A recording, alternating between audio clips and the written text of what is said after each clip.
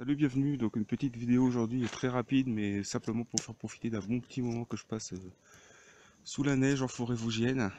Donc préparation d'un petit café et puis le silence de la forêt. Voilà. Donc là, le réchaud Trangia avec son triangle. Donc là, petit clin d'œil à Super Dédé pour la petite astuce des sardines pour le quart. Donc voilà, donc ça chauffe bien, hein. On doit être autour de -1, -2 degrés ici. Mais voilà, pas de souci, ça fonctionne, ça chauffe tout doucement. Et voilà. Là, on est tout seul, on est tranquille.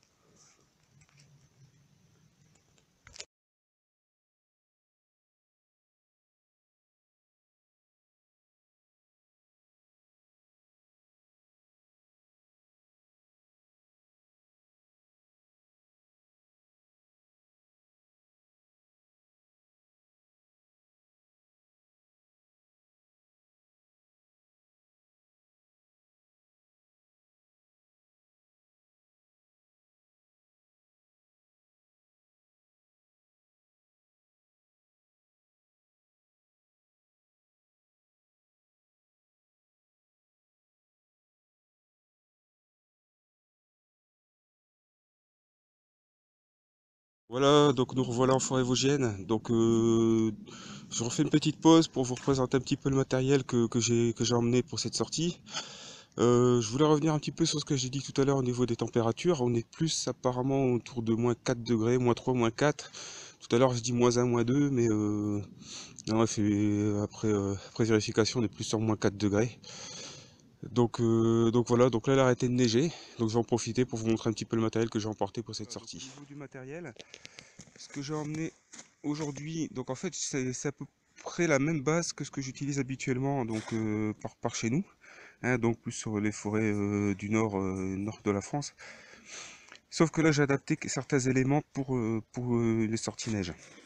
Donc le sac, c'est donc le sac Maxp habituel, donc sur lequel j'ai adapté une poche à l'avant dans lequel j'ai une ration, donc j'ai un repas auto-chauffant.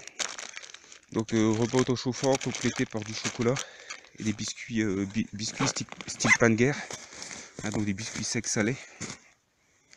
Donc l'avantage que ça a, c'est que ça permet d'avoir un repas chaud sans avoir besoin de flamme. Parce que le repas auto-chauffant va se réchauffer par un procédé chimique. Donc chimique mais non nocif pour l'environnement. Ensuite, j'ai une petite poche sur le côté ici, imperméable, avec un paquet de mouchoirs en papier, paquet supplémentaire. Un abri d'urgence. Donc c'est l'abri Proforce Highlander. Donc ça c'est pas mal, on peut tenir jusque 2 personnes dans cet abri, c'est imperméable et ça permet d'avoir une bulle de chaleur au cas où on est coincé par mauvais temps ou la nuit. Justement pour éviter d'être trop embêté la nuit ou si le soir tombe, toujours une frontale. Donc là elle est accessible directement sur le côté de mon sac, hein, c'est une frontale Petzl. Je ne vais pas trop rentrer dans les détails parce que ça n'a pas d'intérêt ici, hein. Donc s'il faut je la représenterai plus tard, mais c'est un modèle, je crois que c'est une TIK2, hein, c'est un modèle de base chez Petzl, mais bon ça suffit largement pour l'usage. La gourde Nalgene avec un carinox, donc carinox que j'ai utilisé tout à l'heure pour le café, hein, un peu plus tôt. Ici, indispensable, toujours avoir la carte IGN correspondant au secteur, parce qu'on a beau avoir des sentiers qui sont balisés, des fois les balisages sont peu visibles à cause des branches d'arbres qui poussent, ou alors disparaissent, sont détériorées, ou donc la carte elle peut des fois bien vous aider sur certains croisements pour retrouver l'itinéraire. Donc en complément de la carte, donc là j'ai autour de cou, j'ai toujours la boussole avec. Donc une boussole plaquette classique, une Silva, par contre une boussole de bonne qualité. Ce que j'ai toujours autour du cou aussi, c'est un sifflet de détresse. Donc là c'est un Fox 40. Pareil, toujours accessible rapidement.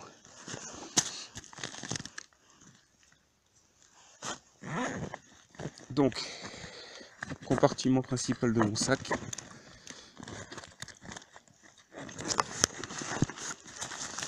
Voilà, donc je vais avoir dans des organiseurs différents types de matériel. Donc ici,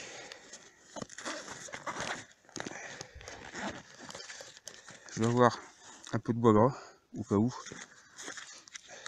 de la paracorde.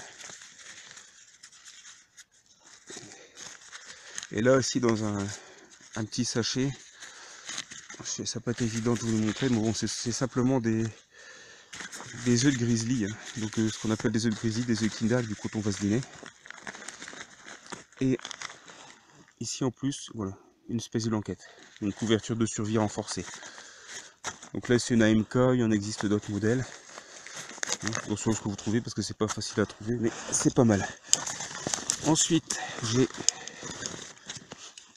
ma pliante Paco.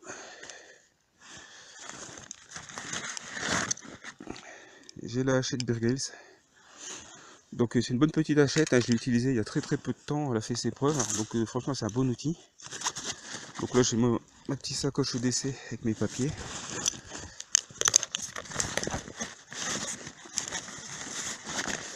Un poncho Miltech. Donc la modèle Flectam. Toujours un poncho, quelle que soit la saison. C'est toujours un poncho avec. Bon là j'ai un Mora Clipper ici en backup. Et là j'ai un petit kit que je me suis fait.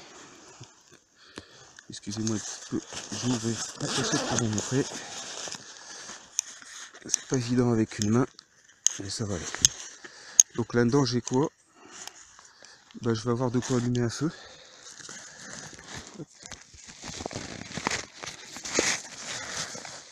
Ça c'est un kit de couture. Bon ça, ça pèse rien, j'ai toujours avec. Et voilà, donc j'ai de quoi allumer un feu, donc Fire Steel, Tinder diverses, une paille filtrante, un briquet bic. Donc voilà, bon ça c'est du basique, hein, donc toujours plusieurs moyens pour allumer un feu. Parce qu'on n'est pas, je suis pas une bête du feu, donc j'aime bien me donner plusieurs chances pour pouvoir réussir. Surtout que le feu, dans le cas où je l'utiliserai éventuellement, c'est en situation d'urgence, donc il n'y a pas le choix, il faut que ça prenne dans ces cas-là. Donc ici, dans la deuxième poche, j'ai mon réchaud Vargo, mon réchaud Trangia. Donc là c'est avec le triangle. Des allumettes dans une boîte étanche, petite boîte plastique. Des sardines. Donc ça a plusieurs usages. On a vu tout à l'heure pour le réchaud, aussi pour faire éventuellement avec la bâche. Une bouteille d'alcool à brûler, à 90 degrés à brûler. Donc ça c'est une petite poche, poche à café, chocolat. J'ai un coupe-ongle. Un coupe-ongle éventuellement au cas où je me blesse ou me retourne un ongle ou quoi, ça peut toujours être utile. Du gel Agnos, donc là c'est du gel désinfectant pour les mains. Donc ça c'est bien pour allumer un feu aussi. Un bandana. Des petits sacs poubelles, donc ça c'est fractionnable, c'est pas mal, ça prend pas de place, on pense qu'on a besoin.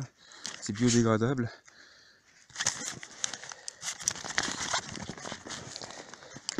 Et j'en ai parlé, j'ai fait là-dessus tout à l'heure, mais je l'ai aussi au cas où. Voilà, mon Vargo de titane, donc réchaud à bois et qui pèse rien, ultra plat. Donc deux solutions réchaud, au cas où je n'arrive pas à faire fonctionner le réchaud alcool s'il fait trop froid. J'ai ça en plus en backup. Donc voilà, ça c'est pour le sac. Maintenant au niveau de la tenue, donc au niveau chaussant, donc là aujourd'hui j'ai pas pris de raquette parce que tout simplement parce qu'il n'y a pas d'épaisseur de neige suffisante. On est entre, je vais dire sur le chemin de randonnée, je suis entre 3 et 10 cm. Donc par contre j'ai des chaussures spéciales neige, donc ça je vous les présenterai en détail, de chez ces modèles de Quechua, et des guêtres, des bonnes guêtres. Donc la guêtre de l'armée suisse en laine foulée, donc ça c'est vraiment très bien comme guêtre.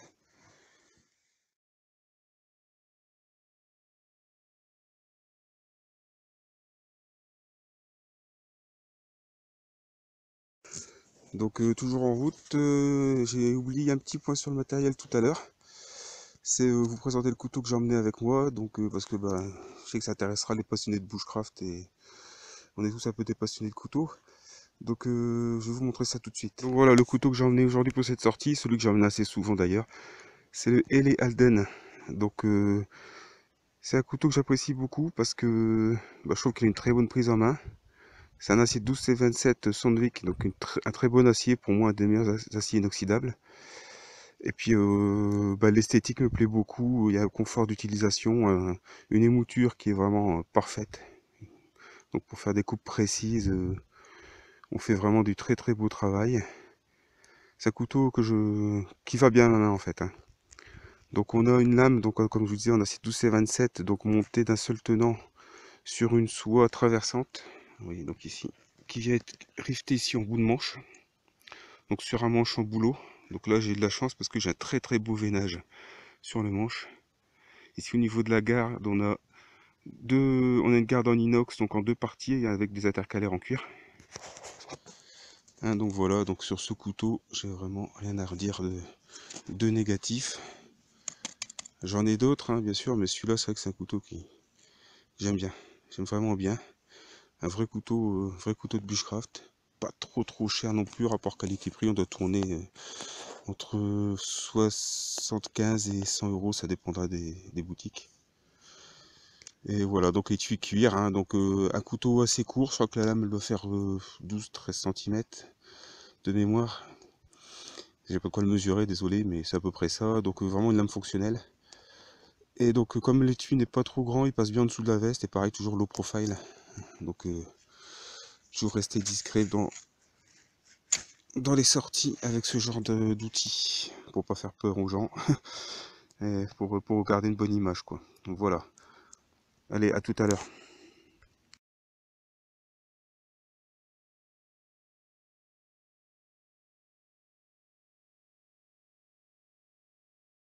Bah, nous voilà en fin de randonnée. Donc voilà, donc j'espère que cette vidéo vous aura plu. Je voulais faire encore un petit clin d'œil à un ami de Nature Bushcraft, donc qui est bateau pirate, et parce que je le rejoins complètement dans ce qu'il m'a dit que bah, la randonnée, randonnée dans la neige, en raquette ou même sans les raquettes, on a vraiment une impression de liberté, de tranquillité, de solitude, et que c'est vraiment top, quoi. Voilà, donc bah, si vous avez des coms ou des questions, n'hésitez pas. Vous pouvez les poster directement au niveau de cette vidéo ou alors après sur le forum Nature Bushcraft. Voilà, bah, je vous dis à bientôt, puis amusez-vous bien.